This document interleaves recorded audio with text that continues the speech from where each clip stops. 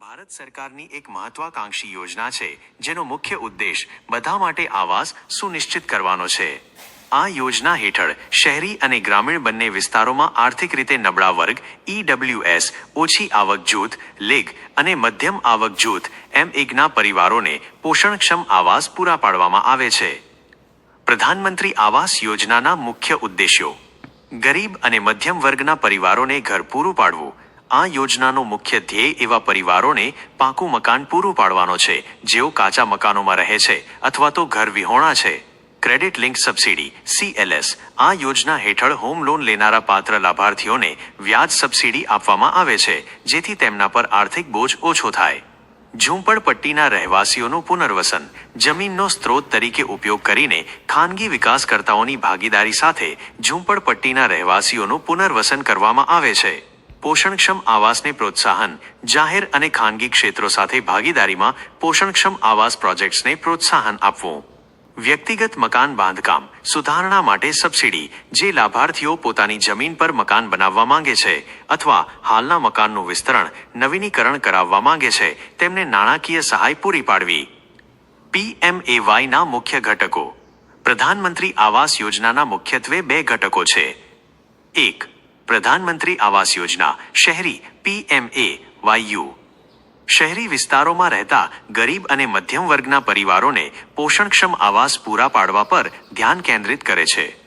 PMAYU હેઠળના verticals: in સિટુ ઝૂંપડપટ્ટી પુનર્વસન, in સિટુ slum redevelopment ISSR ઝૂંપડપટ્ટીની જમીનનો ઉપયોગ કરીને ખાનગી વિકાસકર્તાઓની ભાગીદારીથી ઝૂંપડપટ્ટીના રહેવાસીઓનું પુનર્વસન। આ હેઠળ પાત્ર ઝૂંપડપટ્ટીના રહેવાસીઓને ઘર દીઠ ₹1 સરેરાશ કેન્દ્રીય સહાય મળે છે। Credit linked subsidy scheme CLSS આ ઘટક EWS, LIG અને MIG શ્રેણીના લોકોને હોમ લોન પર વ્યાજ સબસિડી પૂરી પાડે છે। EWS, LIG આર્થિક રીતે નબળા વર્ગ ઓછી આવક જૂથ ₹6 લાખ સુધીની લોન પર 6.5% વ્યાજ સબસિડી। MIG-I મધ્યમ આવક જૂથ I 9 લાખ સુધીની લોન પર 4% વ્યાજ સબસિડી। MIG-2 મધ્યમ આવક જૂથ 12 લાખ સુધીની લોન પર 3% વ્યાજ સબસિડી। ભાગીદારીમાં પોષણક્ષમ આવાસ affordable housing in partnership AHP ખાનગી અથવા જાહેર ક્ષેત્ર સાથે ભાગીદારીમાં EWS પરિવારો માટે પોષણક્ષમ આવાસ પ્રોજેક્ટ્સનું નિર્માણ।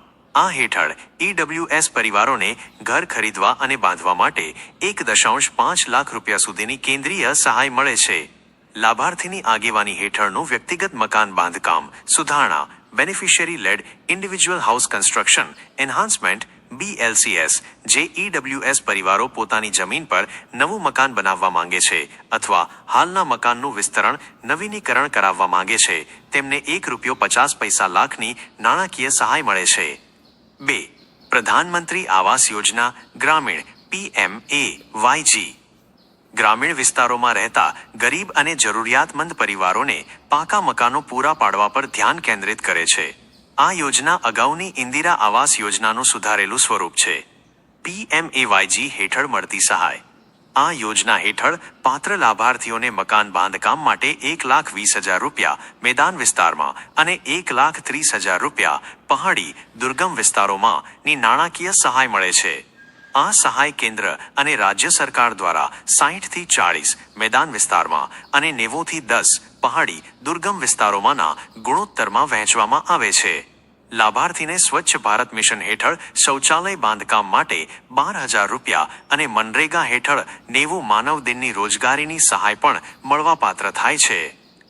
PMAY માટે પાત્રતાના માપદંડ: PMAY યોજનાનો લાભ મેળવવા માટે નીચેના માપદંડો પૂર્ણ કરવા જરૂરી છે: આવક જૂથ EWS આર્થિક રીતે નબળા વિભાગ વાર્ષિક આવક ₹3 લાખ સુધી। LIG ઓછી આવક જૂથ વાર્ષિક આવક ₹3 લાખથી ₹6 લાખની વચ્ચે। MIG-I મધ્યમ આવક જૂથ I વાર્ષિક આવક ₹6 લાખથી ₹12 લાખની વચ્ચે। MI-2 મધ્યમ આવક જૂથ 2 વાર્ષિક આવક ₹12 લાખથી ₹18 લાખની વચ્ચે। મકાનની માલિકી અરજદાર અથવા તેમના પરિવારના કોઈ સભ્યના નામે ભારતમાં ક્યાંય પણ કોઈ પાકું ઘર ન હોવું જોઈએ। મહિલા સભ્યની માલિકી ઘરની માલિકી માટે પરિવારની એક પુખ્ત મહિલા સભ્ય સંયુક્ત અરજદાર હોવી આવશ્યક છે. જો પરિવારમાં કોઈ મહિલા સભ્ય ન હોય તો જ આ નિયમમાં છૂટછાટ મળે છે. અગાઉની સરકારી સહાય લોન અરજદારે અગાઉ PMAY પ્રોગ્રામ હેઠળ મકાન ખરીદવા માટે કેન્દ્ર અથવા રાજ્ય સરકારની કોઈપણ સબસિડી અથવા લાભનો ઉપયોગ ન કર્યો હોવો જોઈએ. અપરિણિત પુખ્ત વયના લોકો કોઈપણ પુખ્ત વયના વ્યક્તિ ભલે તેના લગ્ન થયા હોય કે ન થયા હોય તેને સંપૂર્ણપણે એક અલગ પરિવાર ગણવામાં આવે છે. વરિષ્ઠ નાગરિકો અને વિકલાંગ વ્યક્તિઓ તેમને ગ્રાઉન્ડ ફ્લોર પર આવાસ મેળવવામાં પ્રાથમિકતા મળે છે. અન્ય વિકલાંગ સભ્ય ધરાવતા પરિવારો કાયમી રોજગાર ન ધરાવતા કેઝ્યુઅલ લેબર, લઘુમતી સમુદાયો, અનુસૂચિત જાતિ SC અને અનુસૂચિત જનજાતિ STના લોકોને પણ આ યોજનાનો લાભ મળે છે. અરજી પ્રક્રિયા અને જરૂરી દસ્તાવેજો. ઓનલાઈન અરજી પ્રક્રિયા. 1. PMAYની અધિકૃત વેબસાઇટ pime-urban.gov.in ની લિંક અથવા pmayg.nic.in ની લિંક ગ્રામીણ માટે પર જાઓ. 2. સિટીઝન અસેસમેન્ટ ટેબ પસંદ કરો. 3. તમારો આધાર નંબર દાખલ કરો. 4. આવક, બેંક ખાતાની માહિતી, વ્યક્તિગત માહિતી વગેરે જેવી જરૂરી વિગતો ભરો. 5. દાખલ કરેલી માહિતીને ક્રોસ ચેક કરો. 6. ફોર્મ સબમિટ કરો. તમને એક અનન્ય એપ્લિકેશન કોડ મળશે. 7. ભવિષ્યના ઉપયોગ માટે ભરેલા એપ્લિકેશન ફોર્મની પ્રિન્ટઆઉટ લઈ લો. જરૂરી દસ્તાવેજો. સામાન્ય રીતે નીચેના દસ્તાવેજોની જરૂર પડે છે: આધાર કાર્ડ, પાન કાર્ડ, આવકનો પુરાવો, પગાર સ્લિપ, ITR વગેરે, બેંક ખાતાની વિગતો, નિવાસનો પુરાવો, કુટુંબનો ફોટો, સંપત્તિના દસ્તાવેજો જો લાગુ હોય તો, જાતિનું પ્રમાણપત્ર જો લાગુ હોય તો, લગ્નનું પ્રમાણપત્ર જો સંબંધિત હોય તો, પાકા ઘરની ગેરહાજરીની પુષ્ટિ કરતું એફિડેવિટ. સબસિડી અને અન્ય લાભો. વ્યાજ સબસિડી. ઉપર જણાવ્યા મુજબ આવક જૂથના આધારે હોમ લોનના વ્યાજ પર સબસિડી મળે છે. આ સબસિડી 20 વર્ષના સમયગાળા માટે અથવા લોનના સમયગાળા દરમિયાન જે ઓછો હોય લાગુ પડે છે. સીધી નાણાકીય સહાય. PMAYG હેઠળ મકાન બાંધકામ માટે સીધી નાણાકીય સહાય મળે છે. PMAYU હેઠળ પણ અમુક વર્ટિકલ્સમાં સીધી સહાય મળે છે. શૌચાલય અને રોજગાર સહાય. PMAYG હેઠળ શૌચાલય બાંધકામ અને મનરેગા હેઠળ રોજગારીની પણ સહાય મળે છે. ગુજરાત સરકાર અને ભારત સરકારની તમામ યોજનાઓ વિશે સંપૂર્ણ માહિતી મેળવવા માટે અમારી ચેનલને સબસ્ક્રાઇબ કરવાનું અને વિડીયોને લાઇક કરવાનું ભૂલશો નહીં. મિત્રો, તમારો કિંમતી સમય આપવા બદલ ખૂબ ખૂબ આભાર. માહિતગાર રહો, જાગૃત રહો અને સરકારી યોજનાઓનો પૂરો લાભ લો.